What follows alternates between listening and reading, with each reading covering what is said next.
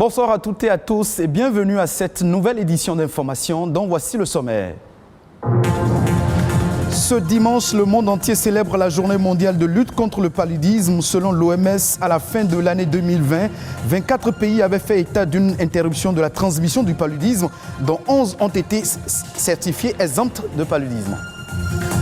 La grossesse est une période importante dans la vie de la femme. Si d'habitude elle est suivie par un gynécologue obstétricien, sachez que le pédiatre a aussi un rôle à jouer pour le bien-être de la femme enceinte. Et puis la transhumance au-delà de la simple activité d'élevage est devenue aujourd'hui un réel problème de sécurité avec la montée en puissance des conflits. L'une des solutions envisagées par les experts, la sédentarisation.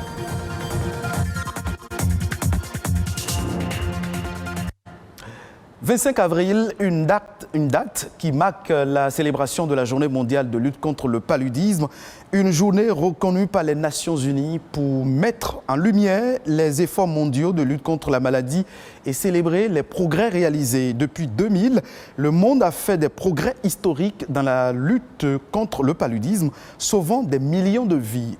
Cependant, la moitié de la planète est aujourd'hui exposée au risque de contraction de cette maladie qui coûte la vie à un enfant toutes les 2 minutes. Cette année, le thème retenu est « Zéro palu, tirer un trait sur le paludisme ». Plus de détails dans cet élément signé Émile Azopota.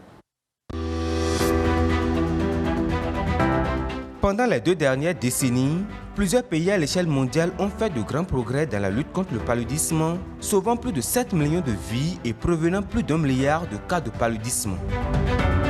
Le Bénin n'a cessé de ménager aucun effort pour l'éradication de ce mal qui constitue une menace de santé publique. En ce 25 avril, la communauté internationale célèbre la Journée mondiale de lutte contre le paludisme. L'édition 2021 unifie et s'appuie sur le mouvement Zéro palu, je m'engage. Le thème de cette année, Zéro palu, tirer un trait sur le paludisme, vise à explorer et établir un lien entre l'élimination du paludisme, principalement dans les milieux à charge élevée. L'Organisation mondiale de la santé a estimé à 229 millions le nombre de cas de paludisme dans le monde dans 87 pays d'endémie palustre, dont le Bénin. Il est donc urgent d'agir. L'incidence du paludisme a reculé au niveau mondial, passant de 80 en 2000 à 58 en 2015, puis 57 en 2019.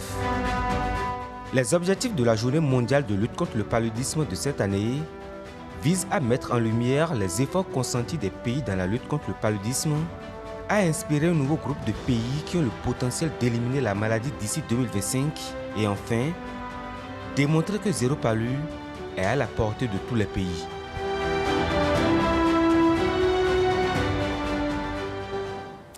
Parlons toujours santé, mais cette fois-ci de Covid-19. Le Togo a réceptionné 200 000 doses du vaccin Sinovac le vendredi 23 avril dernier, quelques jours après la réorganisation stratégique de la campagne vaccinale sur toute l'étendue du territoire national. Cette livraison, qui fait suite aux 45 000 doses d'AstraZeneca reçues récemment, va couvrir 100 000 personnes à raison de 2 doses pas bénéficiaires selon les précisions du gouvernement. Dans les mois à venir, le Togo devrait recevoir 3 millions de doses de vaccins d'ici août prochain. Savez-vous qu'en plus du gynécologue obstétricien, le suivi d'une grossesse par un pédiatre est nécessaire dans le bien-être de la femme enceinte? Eh bien, il est révolu le temps où le pédiatre ne s'intéressait au bébé qu'à partir de la naissance. Sa présence est indispensable pour donner le maximum de chance au fœtus pour naître avec un minimum de souffrance. Romuald Boton nous en parle dans son reportage. Si être mère est le désir de toute femme, il y a tout de même un préalable. Quand survient la grossesse, il faut un suivi. Le suivi de la grossesse, c'est une précaution qu'il faut prendre depuis la conception. Sinon, je disais même avant la conception, pendant la conception, jusqu'à mener une grossesse à terme par les spécialistes de la santé, afin que l'enfant naisse en bon état, vivant, viable et qui puisse grandir sans malformation. S'il est de coutume de se faire suivre par un gynécologue, le suivi d'une grossesse fait intervenir en plus de l'obstétricien un autre spécialiste, le pédiatre. Le pédiatre doit avoir un œil sur la grossesse pour éventuellement rappeler certaines choses parce que le gynécologue, lui, ne pense qu'à la croissance du fœtus et à la bonne santé de la mère. Mais le pédiatre, lui, il pense non seulement à la croissance du fœtus et à la bonne santé de la mère, mais à ce que deviendra le fœtus après sa sortie. Un pédiatre doit voir au moins la maman enceinte au moins 2 fois au milieu de la grossesse pour s'assurer que si par hasard il y a des anomalies, qu'avec ces anomalies, l'enfant est capable de pouvoir survivre et s'intégrer dans la société. La deuxième fois que la maman doit voir le pédiatre, c'est dans le dernier trimestre. Et lorsque la grossesse est mal suivie, les conséquences sont énormes. Lorsque le suivi de la grossesse est mal fait, les principaux risques, en fait, c'est ce qu'on appelle les malformations du cerveau en général. Je vais mettre sur le thème les malformations du tube neural qui donnent en fait plus tard ce qu'on appelle des infirmités motrices d'origine cérébrale. Et donc, cet enfant va naître apparemment bien portant et puis au cours de son développement, comme une malformation qui est déjà là, la malformation va commencer par progressivement se mettre en place. Ces malformations peuvent toutefois être évitées avec quelques mesures. D'abord, il faut préparer l'utérus. Parce que c'est l'utérus qui doit... Si tu es une femme qui fait des infections à répétition, il faut que tu te soignes. Dans le dernier trimestre de la grossesse, il faut toujours faire ce qu'on appelle une échographie.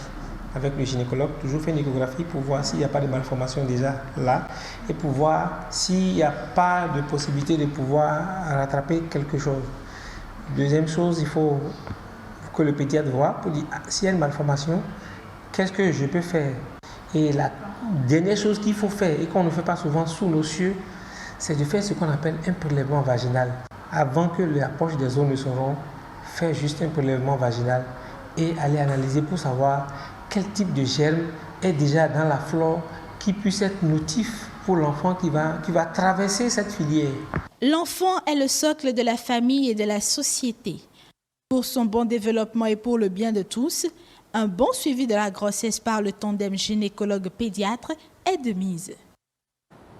Parlons à présent de la transhumance, ce système d'élevage fondé sur le déplacement de troupeaux d'une région à une autre. Ce phénomène crée assez de conflits entre agriculteurs et éleveurs jusqu'à créer des morts. En explorant les pistes de solutions pour réduire les dégâts liés à cette pratique, l'option de la sédentarisation a été trouvée.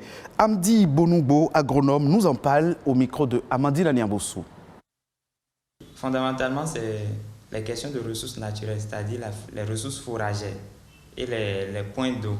C'est ça qui amène souvent ces éleveurs à se déplacer de leur pays d'origine pour pouvoir aller vers d'autres pays d'accueil. Donc, autre que ça, il y a les raisons économiques. Du fait qu'ils ont besoin de ressources pour pouvoir faire face à un certain nombre de besoins, ils se déplacent et en se déplaçant, ils vendent des animaux. Ils produisent également du lait pour pouvoir satisfaire un certain nombre de personnes. Dans ces déplacements, ils cherchent là où ils peuvent avoir des résidus de récolte ou bien là où on peut avoir un peu de verdure ou bien de ressources fourragères. Et dans ça, c'est souvent les espaces utilisés par les agriculteurs.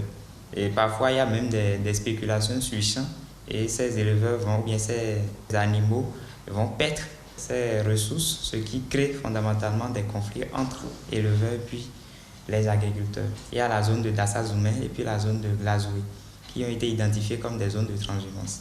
Et c'est déjà ça une approche de solution par rapport à la transhumance. Parce que même si on va vers une sédentarisation, c'est-à-dire on identifie un lieu où ces éleveurs peuvent se regrouper, se réunir, faire leurs besoins, il y a toujours un moment où ils vont faire la transhumance pour pouvoir mieux maîtriser la conduite pour un jeune éleveur, pour pouvoir comprendre d'autres réalités culturelles, socio-culturelles. Pour faire la sédentarisation, il faut également disposer d'une quantité de ressources naturelles suffisante pour pouvoir satisfaire le besoin en troupeau donc des éleveurs. Et généralement, ce qu'on constate au Cameroun, par exemple, ça a été une solution, mais ça n'a pas vraiment duré parce que les espaces proposés, ou bien disponibles plutôt, par l'État n'étaient pas suffisants pour pouvoir satisfaire les besoins en alimentation de ces troupeaux-là. Donc, sédentarisation, oui, mais il faut également former ces éleveurs ou bien les informer sur des zones qui peuvent exister à un moment donné pour pouvoir faire de la transhumance. Direction Benghazi, au nord-est de la Libye, qui reprend des couleurs du Ramadan dans cette ville détruite par la guerre depuis la chute de Mouammar Kadhafi en 2011. Un certain optimiste refait surface après de longues années de division. Dans ce pays, la campagne de vaccination contre le coronavirus est enclenchée. Le reportage de France 24. Un peu de baguette et de sauce piquante, arrosée de soda aux fruits. Il est l'heure de rompre le jeûne à Benghazi. Le marché prend des airs d'autrefois. Pas de masque sur les visages, une foule compacte. Les passants semblent croire que le début de la campagne de vaccination a fait disparaître la pandémie, alors qu'en réalité, le nombre d'infections a augmenté par rapport au mois précédent. Les hommes sont heureux de se retrouver entre eux.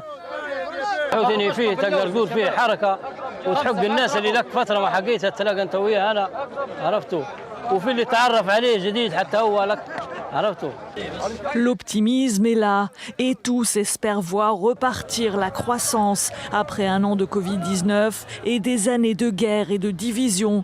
Les traces des combats sur les bâtiments détruits sont partout aux alentours. Mais la Libye a désormais un gouvernement d'unité nationale.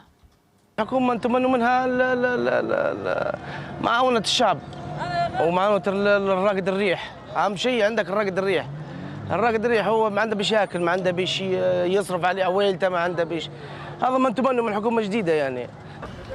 D'ici à ce que le gouvernement mette en place des programmes d'aide alimentaire, ce sont les habitants qui payent des centaines de repas pour les plus démunis dans l'esprit de partage du Ramadan. Ce sera tout pour cette session d'information. Merci de votre fidélité. Retrouvez cette édition sur le site de l'ORTB, www.ortb.bj.